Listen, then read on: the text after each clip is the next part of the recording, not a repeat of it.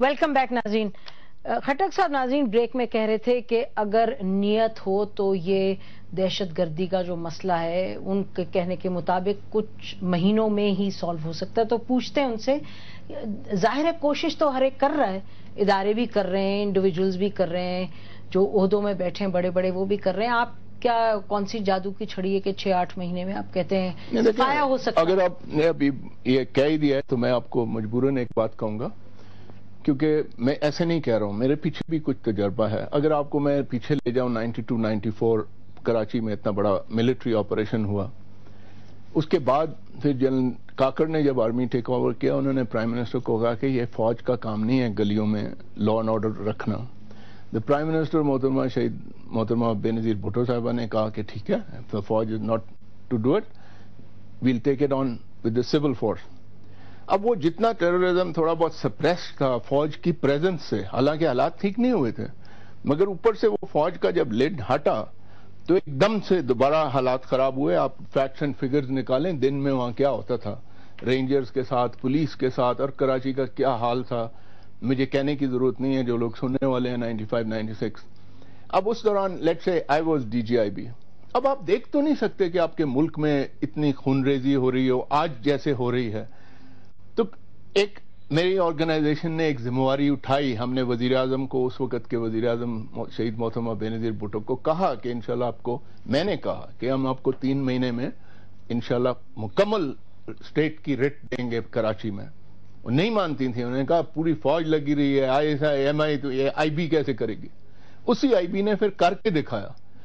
वहां पर पुलिसमैन, यही कराची पुलिस जो आज आप कहते हैं बेबस खड़ी हुई है, टारगेट किलिंग हो रही है, क्यों नहीं कुछ करते।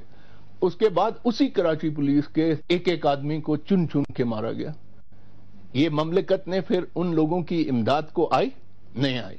आज इसीलिए कराची पुलिस खामोश खड़ी होती है जिस वक्त ये सारा कुछ हो रहा होता है। मतलब कहने का ये कि एक मिसाल मैं दे रहा हूं ये समझाने के लिए कि ये स्टेटमेंट मैं ऐसे नहीं दे रहा हूं। ये जो चैलेंज इस वक्त ममलिकत पाकिस्तान को दरपेश है, ये कोई ऐसा चैलेंज नहीं है जो पाकिस्तान या ममलिकत पाकिस्तान इस पर उबूर ना पा सके। बट द प्रॉब्लम इज, कोई एक शख्स ऐसे नहीं कहता कि ये मेरी जिम्मेवारी है, मैं पूरी नहीं कर सकता हूं, एक साइड पे होता हूं, किसी और को रास्ता दें। चलिए, ये तो आपने मुमलिकत की बात की। नाज़रीन, हमारे साथ फोन लाइन पर अमीर जमात इस्लामी मुनव्वर हसन साहब हैं, उनसे बात करते हैं। अस्सलाम वालेकुम मुनव्वर हसन साहब। जी वालेकुम सलाम। मुनव्वर हसन साहब, ये जो लाहौर में आज वाक़या हुआ उस हवाले से लोग ये कहते हैं कि मजहबी जो जमातें हैं उनका एक अपना अहम रोल है, और ख़ास तौर पे मसाजिद से जहां से अमन और शांति और भाईचारे का पैगाम आना चाहिए, वहां एक लगता है कि ऐसा पैगाम हर मस्जिद से नहीं लेकिन बहुत सी से ऐसा आता है कि जहां गिरोहबंदी और फिरका वारियत वगैरह को आगे बढ़ाया जाता है, और वो भी एक कंट्रीब्यूटिंग फैक्टर है इस तरह का जो आज वाकया हुआ है उसकी तरफ। देखिए, मजहबी इबादतगाह तो वो आखिरी जगह हो सकती है कि जहां लोग बेसुकून हो जाएं, तमानियत अपनी गुम कर बैठें, और वो सूरत हाल पैदा हो जो आज अहमदियों के हवाले से पैदा हुई है। इसलिए अव्वल तो अक़लियतों को तहफ़्फ़ुज़ देना भी हम सबकी जिम्मेदारी है जो अक्सरियत में है, लेकिन वजह तौर पर बदरजे औला हुकूमत की जिम्मेदारी है जो अक़लियतों को खुसूसियत के साथ तहफ़्फ़ुज़ दे। लिहाजा ये जो वाक़या है ये हर लिहाज से काबिल मज़म्मत है, और इसमें किसी रिजर्वेशन के और तहफ़्फ़ुज़ के बगैर मज़म्मत की जानी चाहिए, क्योंकि ये रीत अगर एक दफ़ा चल पड़ी तो उसके बाद तो फिर कोई महफूज नहीं रहेगा, और किसी का मजहब जो है वो मौज़ूए गुफ्तगू बन जाएगा और बीच चौराहे पर आकर खड़ा हो जाएगा। इसलिए ये तो पहलू इसका बिल्कुल वाज़ेह है। अलबत्ता ये बात भी इसके अंदर मौजूद है कि अहमदियों का हवाला जो है वो बैनुल-अक़वामी हवाला है, उनके बारे में हमदर्दियां बैनुल-अक़वामी दुनिया के अंदर मौजूद हैं, राइटली और wrongly, that is the point. वो अगर मौजूद हैं तो गोया हमने पाकिस्तान की इमेज को भी इससे टार्निश किया है, और इसके नतीजे में हमें बहुत से सवालों का जवाब देना पड़ेगा और बहुत से इतराज़ात को रफा करने के लिए डिफेंसिव होना पड़ेगा। लेकिन जहां तक मजमूई मसले का ताल्लुक है, और ये जो जिम्मेदारी बज़ाहिर कबूल की है तालिबान ने, जिनके बारे में हमें नहीं पता कि वो कौन से तालिबान हैं जो कबूल करते हैं, जो आलम कबूल करते हैं, लेकिन पिछले कई महीनों से पंजाबी तालिबान की इस्तेलाह इस्तेमाल हो रही थी। अमेरिका के पाकिस्तान में साबिक़ सफ़ीर ने इस मौजू पर एक पूरा मजमून लिखा था जो अंग्रेजी प्रेस के अंदर शाये हुआ था, اور انہوں نے کھل کر یہ بات کہی تھی کہ اگر پنجابی طالبان کے خلاف فوجی آپریشن نہیں ہوا تو فوجی آپریشن ناکام ٹھہرے گا اور اس کو کامیاب نہیں کہا جا سکے گا.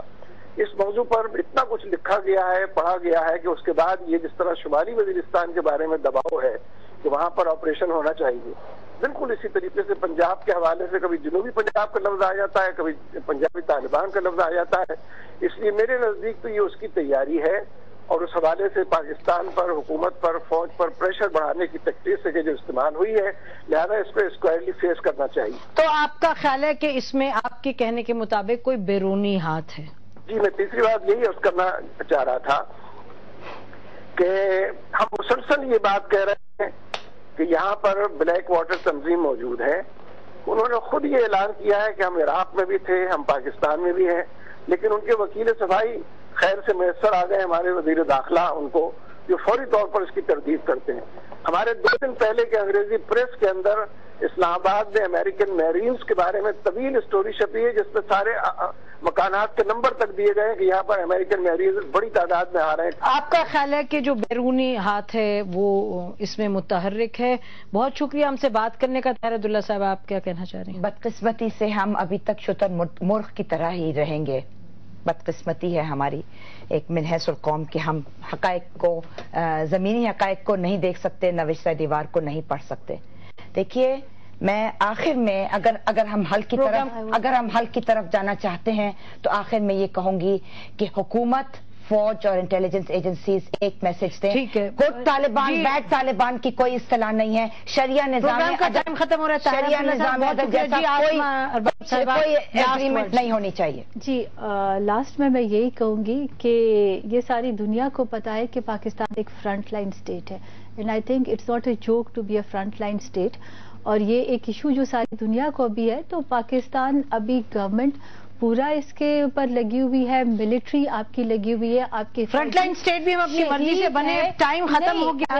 ایک الگ ایشو ہے، ختم کرنا ہوگا. کام کر رہی ہے تو گورنمنٹ آپ لوگوں کا بہت ملٹری اور مل کے کرے گی تو بات بنے گی. آپ لوگوں کا بہت شکریہ پروگرام میں آنے کا. ناظرین، پروگرام کو وائنڈ اپ کرتے ہیں. پھر ہم یہ کہیں گے کہ پنجاب حکومت کو یہی ہماری طرف سے پیغام ہے کہ جب اس طرح کی ایک وارننگ آئی تھی اس کے باوجود اس طرح کا سانحہ نہیں پیش آنا چاہیے تھا. پریونٹیو میجرز لینے چاہیے. اور جہاں تک عوام کا تعلق ہے، جو لوگ دہشت گردی کو اپنا ایجنڈا بنائے ہوئے ہیں وہ انسانیت کے، پاکستان کے اور ہم سب کے دشمن ہیں، اسلام کے دشمن ہیں. ان سے جتنا دور رہا جائے اتنا بہتر ہے.